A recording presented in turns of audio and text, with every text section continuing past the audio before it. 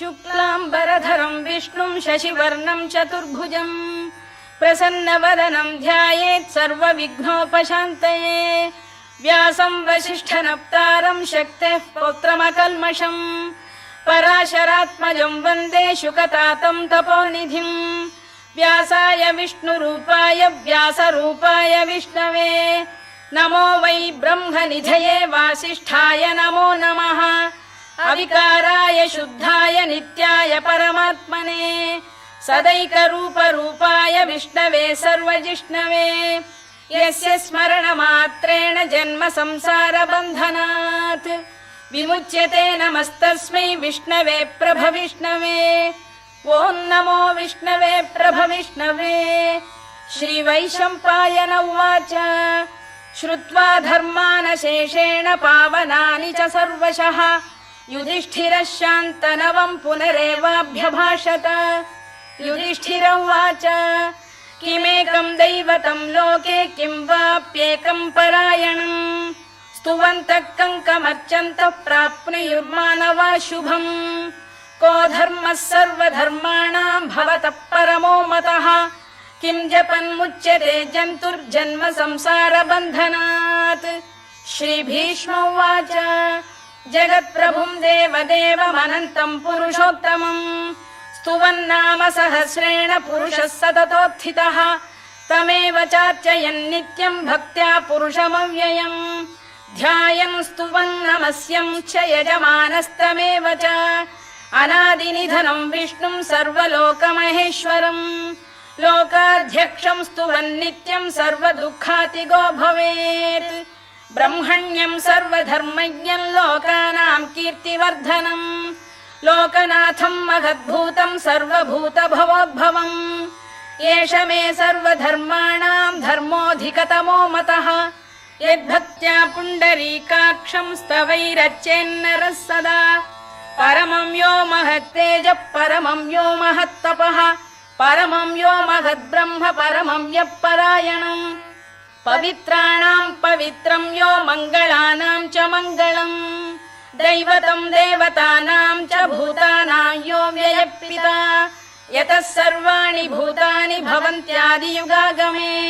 यस्मिंश्च प्रलयं यान्ति पुनरेव युगक्षये तस्य लोकप्रधानस्य जगन्नाथस्य भूपते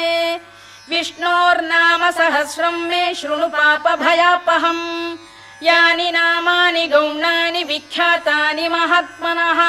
ऋषिभिः परिगीतानि तानि वक्ष्यामि भूतये। ऋषिर्नाम्नां सहस्रस्य वेदव्यासो महामुनिः छन्दोऽनुष्टुप् तथा देवो भगवान् देवकीसुतः अमृतांशुद्भवो बीजं शक्तिर्देवकी नन्दनः त्रिसामाहृदयं तस्य शान्त्यर्थे विनियुज्यते। विष्णुं जिष्णुं महाविष्णुं प्रभविष्णुं महेश्वरम् अनेकरूपदैत्यान्तं नमामि पुरुषोत्तमम्। अस्य श्रीविष्णोर्दिव्यसहस्रनामस्तोत्रमहामन्त्रस्य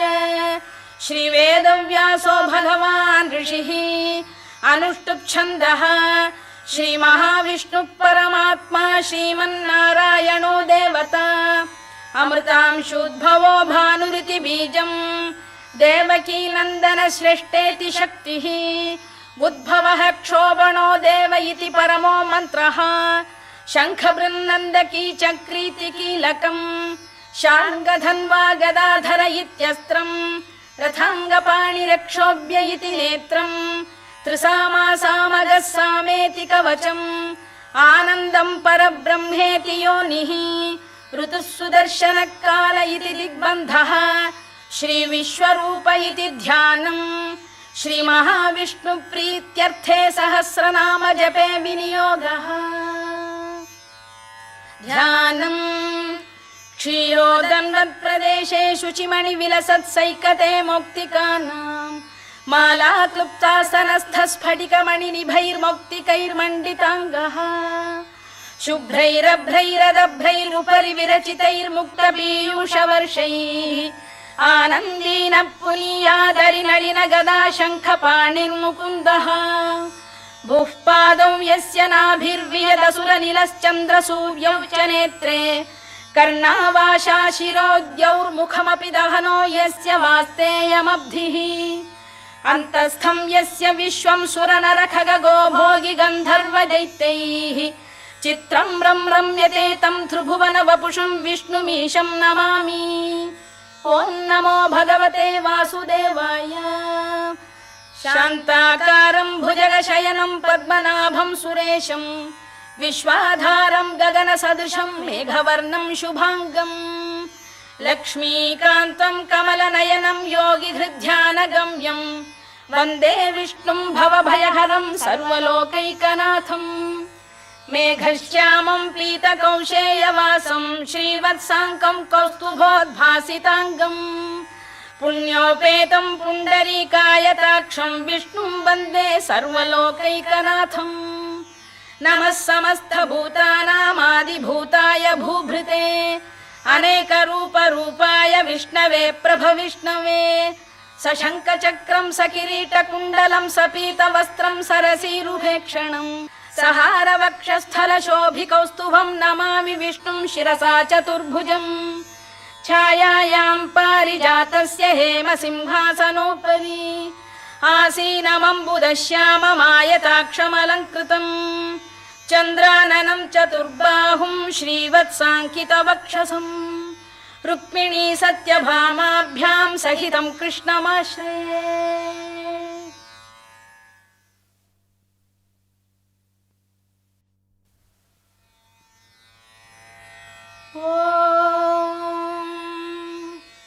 विश्वं विष्णुर्वषत्कारो भूतभव्य भवत्प्रभुः भूतकृद्भूतभृद्भावो भूतात्मा भूतभावनः भूतात्मा परमात्मा च मुक्तानां परमागतिः अव्ययः पुरुषः साक्षी क्षेत्रज्ञोऽक्षर एव च योगो योगविदां नेता प्रधानपुरुषेश्वरः नारसिंहवपुः श्रीमान् केशवः पुरुषोत्तमः सर्वः सर्वः शिवस्थाणुर्भूतादिर्निधिरव्ययः सम्भवो भावनो भर्ता प्रभवः प्रभुरीश्वरः स्वयंभूः शम्भुरादित्यः पुष्कराक्षो महास्वनः अनादिनिधनो धाता विधाता धातुरुत्तमः अप्रमेयो ऋषिकेशः पद्मनाभोऽमरप्रभुः विश्वकर्मा मनुस्त्वष्टा स्थविष्ठस्थविरो ध्रुवः अग्राह्यः शाश्वतः कृष्णो लोहिताक्षप्रदर्दनः प्रभूतस्त्रिककुब्धाम पवित्रं मङ्गलं परम् ईशानप्राणदप्राणो ज्येष्ठः श्रेष्ठः प्रजापतिः हिरण्यगर्भो भूगर्भो माधवो मधुसूदनः ईश्वरो विक्रमी धन्वी मेधावी विक्रमक्रमः अनुत्तमो दुराधर्ष्य कृतज्ञकृतिरात्मवान् सुरेशः शरणं शर्म विश्वरेता प्रजाभवः अधः संवत्सरो व्यालप्रत्ययः सर्वदर्शनः अजः सर्वेश्वरः सिद्धः सिद्धिः सर्वादिरच्युतः वृषाकपिरमेयात्मा सर्वयोगविनिसृतः वसुर्वसुमनः सत्यः समात्मा संमितः समः अमोघः पुण्डरीकाक्षो वृषकर्मा वृषाकृतिः रुद्रो बहुशिरा बभ्रुर्विश्वयोनिः शुचिश्रवाः अमृतः शाश्वतस्थाणुर्वरारोहो महातपाः सर्वगः सर्वविद्भानुर्विश्वक्सेनो जनार्दनः वेदो वेदविदव्यङ्गो वेदाङ्गो वेदवित्कविः लोकाध्यक्षः सुराध्यक्षो धर्माध्यक्षकृताकृतः चतुरात्मा चतुर्व्यूहश्चतुर्दंष्टश्चतुर्भुजः भ्राजिष्णुर्भोजनं भोक्ता सहिष्णुर्जगदादिजः अनघो विजयो जेता विश्वयोनिः पुनर्वसुः उपेन्द्रो वामनः प्रांशुरमोघः शुचिरूर्जितः अतीन्द्रः सङ्ग्रहः सर्गो धृतात्मा नियमो यमः वेद्यो वैद्यः सदा योगी वीरः माधवो मधुः अतीन्द्रियो महामायो महोत्साहो महाबलः महाबुद्धिर्महावीर्यो महाशक्तिर्महाद्युतिः अनिर्देश्य वपुः श्रीमान् अमे आत्मा महादृधृत् महेश्वासो महीभर्ता श्रीनिवासः सताङ्गतिः अनिरुद्धः सुरानन्दो गोविन्दो गोविदाम्पतिः मरीचिर्दमनो हंसः सुपर्णो भुजगोत्तमः हिरण्यनाभः सुतपाः पद्मनाभ प्रजापतिः अमृत्युः सर्वदृक्सिंहः सन्धाता सन्धिमान् स्थिरः अजो दुर्मर्षणः शास्ता विश्रुतात्मा सुरारिः गुरुर्गुरुतमो धाम सत्यः सत्यपराक्रमः निमिषो निमिषस्रग्वी वाचस्पतिरुदारधीः अग्रणीर्ग्रामणी श्रीमान् न्यायो नेता समीरणः सहस्रमूर्धा विश्वात्मा सहस्राक्षः सहस्रपात् आवर्तनो निवृत्तात्मा संवृतः सम्प्रमर्दनः अधः संवर्तको वह्निरनिलो धरणीधरः सुप्रसाद प्रसन्नात्मा विश्वधृत् विश्वभुग्विभुः सत्कर्ता सत्कृतः साधुर्जह्नुर्नारायणो नरः असंख्येयो प्रमेयात्मा विशिष्टः शिष्टकृच्छुचिः सिद्धार्थ सिद्ध संकल्पः सिद्धिदः सिद्धिसाधनः वृषाही वृषभो विष्णुर्वृषपर्वा वृषोदरः वर्धनो वर्धमानश्च विविक्तः श्रुतिसागरः सुभुजो दुर्धरो वाग्मी महेन्द्रो वसुदो वसुः नैकरूपो बृहद्रूपः शिपिविष्टप्रकाशनः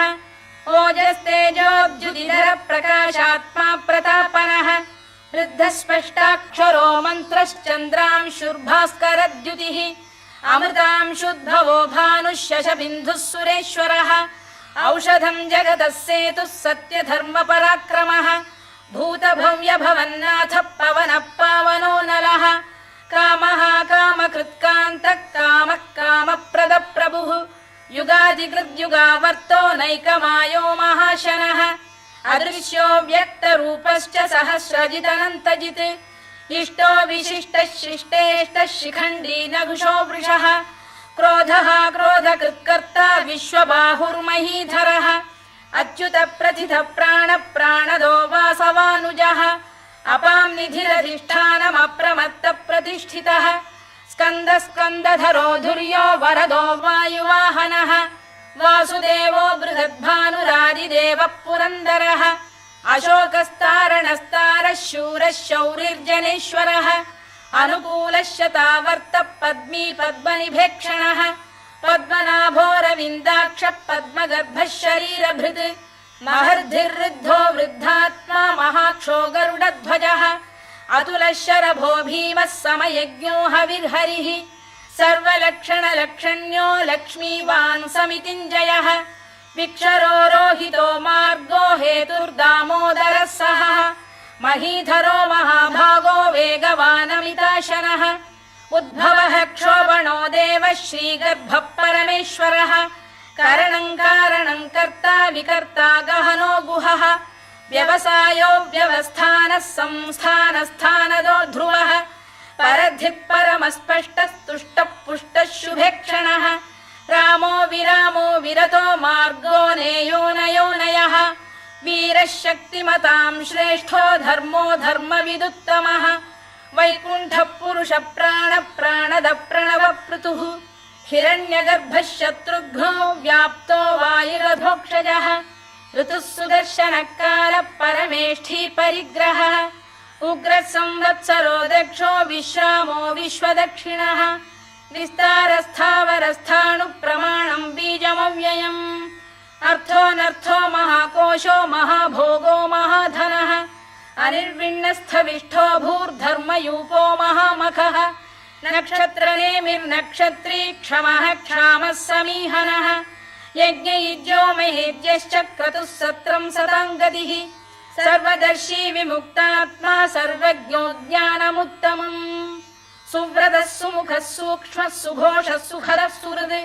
मनोहरो जितक्रोधो वीरबाहुर्विदारणः स्वापनः स्ववशो व्यापी नैकात्मा नैककर्मकृत् वत्सरो वत्सलो वत्सी रत्नगर्भोधनेश्वरः धर्मकृद्धर्मी सदसक्षरमक्षरम् अभिज्ञाता सहस्रांशुर्विधाता कृतलक्षणः गभस्तिनेमिः सत्तस्तः सिंहो भूतमहेश्वरः आदिदेवो महादेवो देवेशो देवभृद्गुरुः उत्तरो गोपतिर्गोप्ता ज्ञानगम्यः पुरातनः शरीरभूतभृद्भोक्ता कपीन्द्रो भूरि दक्षिणः सोमपो मृतपः सोमः पुरुजित्पुरुषत्तमः विनयो जयः सत्यसन्धो दाशार्हः सात्वतां पतिः जीवो विनयिता साक्षी मुकुन्दोमित विक्रमः अम्भोनिधिरनन्तात्मा महोदधिशयोऽन्तकः अजो महार्घः स्वाभाव्यो जिता मित्रप्रमोदनः आनन्दो नन्दनो नन्दः सत्यधर्मा त्रिविक्रमः महर्षि कपिलाचार्यः कृतज्ञो मेदिनीपतिः त्रिपदस्त्रिदशाध्यक्षो महाशृङ्गकृतान्तकृत् महावराहो गोविन्दः सुषेणः कनकाङ्गनी गुह्यो गभीरो गहनो गुप्तश्चक्रगदाधरः मेधास्वाङ्गो जितकृष्णो दृढः सङ्कर्षणोच्युतः वरुणो वारुणो वृक्षः पुष्कराक्षो महामनाः भगवान् बलहानन्दी वनमाली हलायुधः आदित्यो ज्योतिरादित्यः सहिष्णुर्गतिसत्तमः सुधन्वाखण्ड परशुर्दारुणो द्रविणप्रदः दिवस्पृक् सर्वदृक्व्यासो वाचस्पतिरयो निजः त्रिसामासामगः साम निर्वाणम् भेषजम् भिषत् सन्न्यासकृच्छमः शान्तो निष्ठा शान्तिपरायणम् शुभाङ्गः शान्तिदः स्रष्टा कुमुदः कुवलेशयः गोहितो गोपतिर्गोप्ता वृषभाक्षो वृषप्रियः अनिवर्ती निवृत्तात्मा संक्षेप्ता क्षेमकृच्छिवः श्रीवत्सवक्षः श्रीवासः श्रीपतिः श्रीमताम्बरः श्रीधः श्रीशः श्रीनिवासः श्रीनिधिः श्रीविभावनः श्रीधर श्रीकर श्रेयः श्रीमान् लोकत्रयाश्रयः स्वक्षस्वङ्गः शतानन्दो नन्दिर्ज्योतिर्गणेश्वरः विजितात्मा विधेयात्मा सत्कीर्तिश्छिन्न संशयः उदीर्णः सर्वतश्चक्षुरनीशः शाश्वतस्थिरः भूषयो भूषणो भूतिर्विशोकः शोकनाशनः अर्चिष्मानर्चितः कुम्भो विशुद्धात्मा विशोधनः अनिरुद्धो प्रतिरथ प्रद्युम्नोमित विक्रमः कालनेमिनिहा वीरः शौरिः शूरजनेश्वरः त्रिलोकात्मा त्रिलोकेशः केशवः केशिहा हरिः कामदेवः कामपालः कामी कान्तकृतागमः अनिर्देश्य वपुर्विष्णुर्वीरोऽनन्तो धनञ्जयः ब्रह्मण्यो ब्रह्मकृद्ब्रह्मा ब्रह्म ब्रह्मविवर्धनः ब्रह्मविब्राह्मणो ब्रह्मी ब्रह्मज्ञो ब्राह्मणप्रियः महाक्रमो महाकर्मा महातेजा महोरगः महाक्रतुर्महायज्वा महायज्ञो महाहविः स्तव्यस्तव प्रियस्तोत्रम् स्तुतिस्तोतारणप्रियः पूर्णः पूरयिता पुण्यः पुण्यकीर्तिरनामयः मनोजवस्तीर्थकरो वसुरेता वसुप्रदः वसुप्रदो वासुदेवो वसुर्वसुमनाहविः सद्गतिः सत्कृतिः सत्ता सद्भूतिः सत्परायणः शूरसेनो यदुश्रेष्ठः सन्निवासः सुयामुनः भूतावासो वासुदेवः सर्वासु निलयो नलः दर्पः दर्पदो दृप्तो दुर्धरोऽथा पराजितः विश्वमूर्तिर्महामूर्तिर्दीप्तमूर्तिरमूर्तिमान् अनेकमूर्तिरव्यक्तः शतमूर्तिः शताननः एकोनैकः स वक्क किं यत्तत्पदमनुत्तमम् लोकबन्धुर्लोकनाथो माधवो भक्तवत्सलः सुवर्णवर्णो हेमाङ्गो वराङ्गश्चन्दनाङ्गदी वीरः विषमः शून्यो घृता क्षीरचरश्चलः अमानी मानदो मान्यो लोकस्वामी त्रिलोकधृत् सुमेधा मेधजो धन्यः सत्यमेधाधराधरः तेजो वृषोद्युतिधरः सर्वशस्त्रभृताम्बरः प्रग्रहो निग्रहो व्यग्रो नैकशृङ्गो गदाग्रजः चतुर्मूर्तिश्चतुर्बाहुश्चतुर्व्यूहश्चतुर्गतिः चतुरात्मा चतुर्भावश्चतुर्वेदविदेकपात् समावर्तो निवृत्तात्मा दुर्जयो दुरधिक्रमः दुर्लभो दुर्गमो दुर्गो दुरावासो दुरारिः शुभाङ्गो लोकसारङ्गः सुतन्तुस्तन्तुवर्धनः इन्द्रकर्मा महाकर्मा कृतकर्मा कृतागमः उद्भवः सुन्दरः सुन्दो रत्ननाभः सुलोचनः अर्को वाजसनः शृङ्गी जयन्तः सर्वविजयी सुवर्णबिन्दुरक्षोभ्यः सर्ववागीश्वरेश्वरः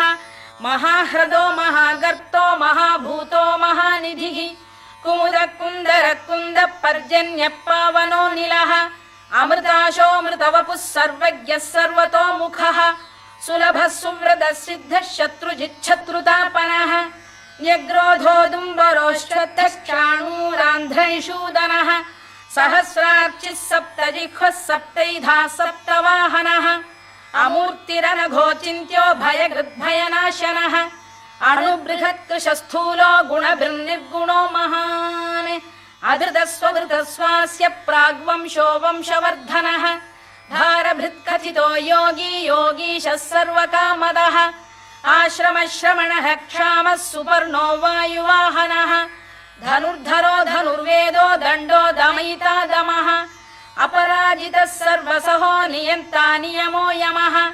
सत्त्ववान् सात्विकः सत्यः सत्यधर्मपरायणः अभिप्रायप्रियार्होः प्रियकृत्प्रीतिवर्धनः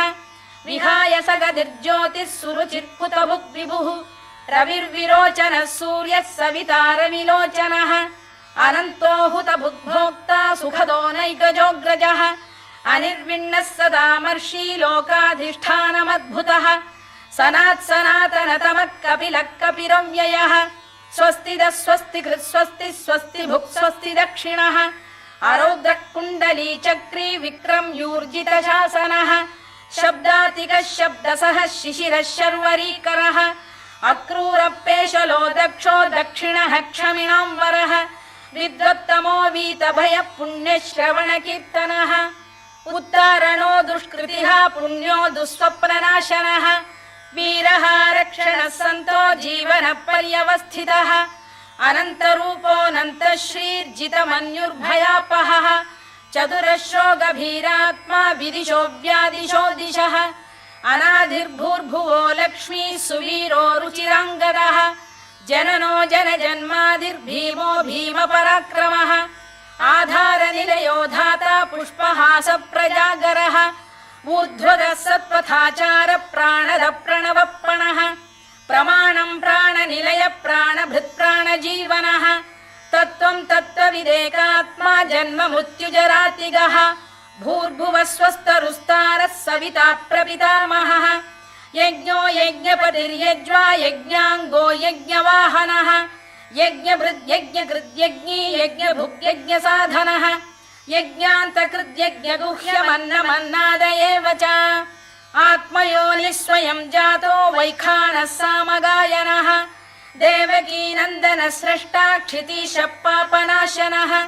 शङ्खबृन्नन्दकी चक्री शार्ङ्गधन्वा गदाधरः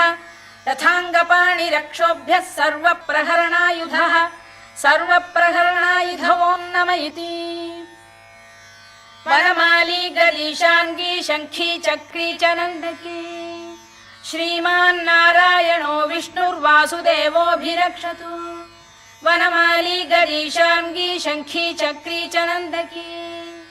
श्रीमान्नारायणो विष्णुर्वासुदेवोऽभिरक्षतु वनमाली गदीशाङ्गी शङ्खी चक्री च नन्दकी श्रीमान्नारायणो विष्णुर्वासुदेवोऽभिरक्षतु इतीदं कीर्तनीयस्य केशवस्य महात्मनः नाम्नां सहस्रं दिव्यानामशेषेण प्रकीर्तितम् य इदं शृणुयात् नित्यं यश्चापि परिकीर्तयेत् नाशुभं प्राप्नुयात् किञ्चित् सोमुत्रेह च मानवः वेदान्तको ब्राह्मणस्य क्षत्रियो विजयी भवेत् वैश्यो धनसमृद्धः स्यात् क्षुद्रः सुखमवाप्नुयात्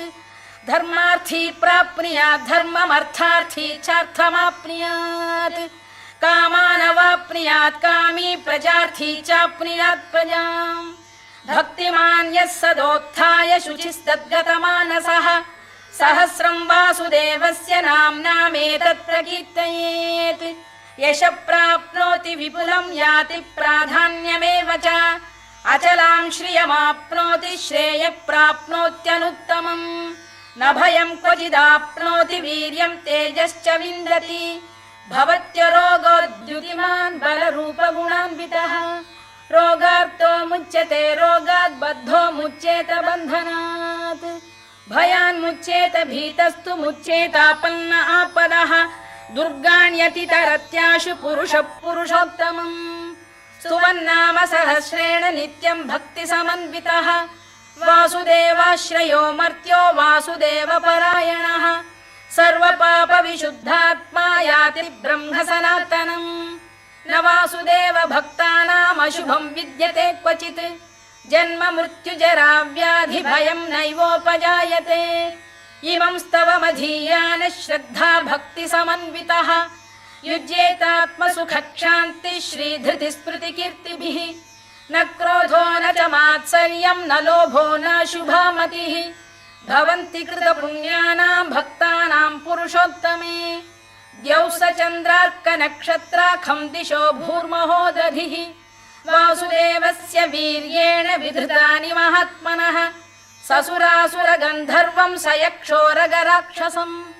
जगत्वशे वर्ततेदं कृष्णस्य सचराचरम् इन्द्रियाणि मनो बुद्धिः सत्त्वं तेजो बलं धृतिः वासुदेवात्मकान्याहुः क्षेत्रं क्षेत्रज्ञ एव च सर्वागमानामाचार प्रथमं परिकल्पते आचार प्रभवो धर्मो धर्मस्य प्रभुरच्युतः ऋषयः पितरो देवा महाभूतानि धातवः जङ्गमा जङ्गमं चेदं जगन्नारायणोद्भवम् योगो ज्ञानं तथा साङ्ख्यं विद्या शिल्पादिकर्म च वेदाः शास्त्राणि विज्ञानमेतत् सर्वं जनार्दनात् एको विष्णुर्महद्भूतं पृथग्भूतान्यनेकशः त्रीन् लोकान् व्याप्य भूतात्मा भुङ्क्ते विश्वभुवव्ययः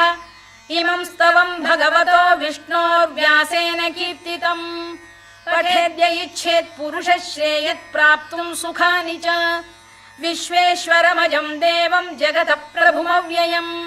भजन्ति ये पुष्कराक्षं न ते यान्ति पराभवम् न ते यान्ति पराभवम् ओन्नम इति अर्जुनोवाच पद्मपत्र विशालाक्ष पद्मनाभ सुरोत्तमा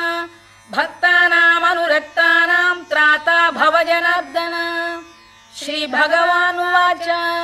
यो मां नाम सहस्रेण स्तोतुमिच्छति पाण्डव सोऽहमेकेन श्लोकेन स्तुत एव न संशयः स्तुत एव न संशयोन्नम इति व्यास उवाच वासनाद्वासुदेवस्य वासितं भुवनत्रयम् सर्वभूतनिवासोऽसि वासुदेव नमोऽस्तु ते वासुदेव नमोऽस्तु ते ओन्नम इति पार्वत्युवाच केनोपायेन लघुना विष्णोर्नाम सहस्रकम् पठ्यते पण्डितैर्नित्यं श्रोतुमिच्छाम्यहं प्रभो ईश्वर उवाच श्रीराम राम रामेति रमे रामे मनोरमे सहस्रनाम तत्तुल्यं राम नाम वरानने श्रीराम राम रामेति रमे रामे मनोरमे सहस्रनाम तत्तुल्यं राम नाम वरानने श्रीराम राम रामेति रमे रामे मनोरमे सहस्रनाम तत्तुल्यं राम नाम वरानने राम नाम वरानन ओन्नम इति ब्रह्मोवाच नमोऽस्त्वनन्ताय सहस्रमूर्तये सहस्रपादाक्षि शिरोरुबाहवे सहस्रनाम्ने पुरुषाय शाश्वते सहस्रकोटियुगधारिणे नमः सहस्रकोटियुगधारिणे नमः ओन्नम इति सञ्जय उवाच यत्र योगेश्वर कृष्णो यत्र पार्थो धनुर्धरः